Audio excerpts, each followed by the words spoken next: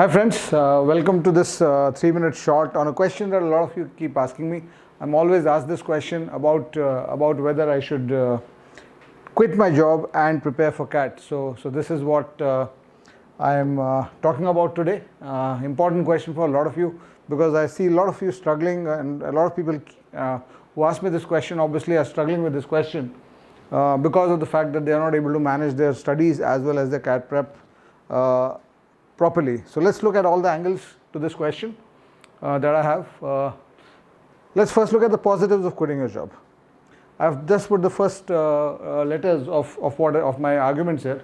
The first positive, of course, for quitting your job is that it gives you time. It gives you much more time to prepare, and hence obviously it will improve the focus you have while preparing. So these two are the first two positives. And by NLT, what I mean is basically it's not anyway your job. If you're taking CAT, you're not really looking at your job as a lifetime employment. It's anyway not a long-term option for you. That's what NLT stands for. Hence, you are anyway going to quit that job in a year's time once you get through the IIMs or whichever B school you're looking at. And hence, it does not really matter to you that this job particularly does not matter to you in the long term. And the fourth positive of losing a job is, are you crossing 36 months of work experience?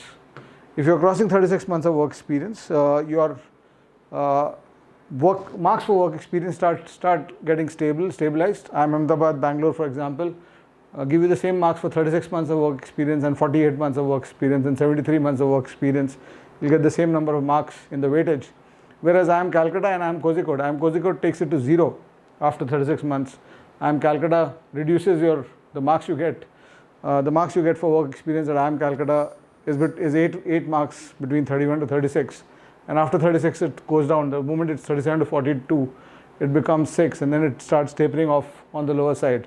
So are you crossing 36? If you're crossing 36, you might want to consider based on the cutoff time frame that you will want to quit your job. The other part, what are the negatives of quitting your job? The first is profile lane gap. Obviously it increases.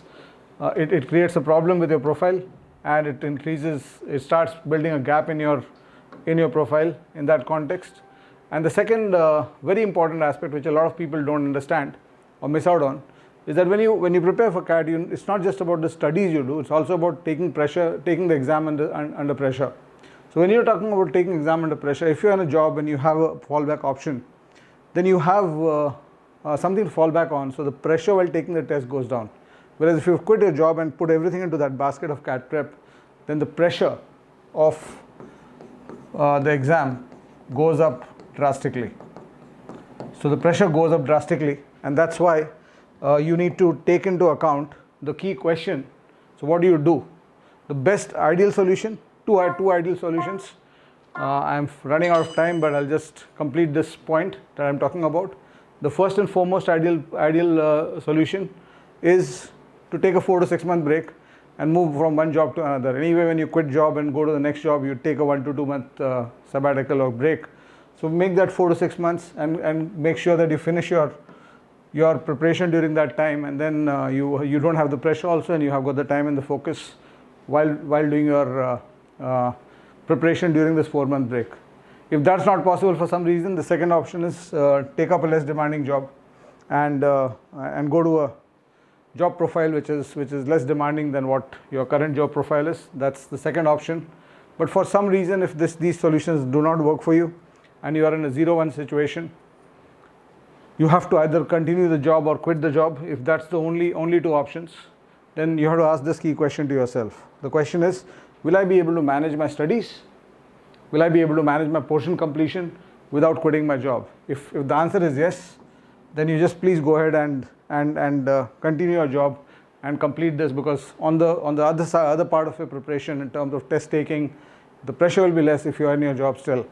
And options that you have, of course, is stretch yourself a little bit more for the next 4 months, push off the need to take breaks for 4 to 6 months, tell yourself कि November के बाद break ले लेंगे, and so on. And last but not least, if not, then you take the break. But if you're taking the break, make sure that you also take care of a profile during that time, because otherwise you're starting to build a profile in a gap, and you'll be asked about that in the interview. Thank you so much. Bye bye. Do consider Mindworks in case you are looking for CAT prep, CLAT prep, also starting CSAT courses and IPMAT prep. So thank you so much. Bye bye.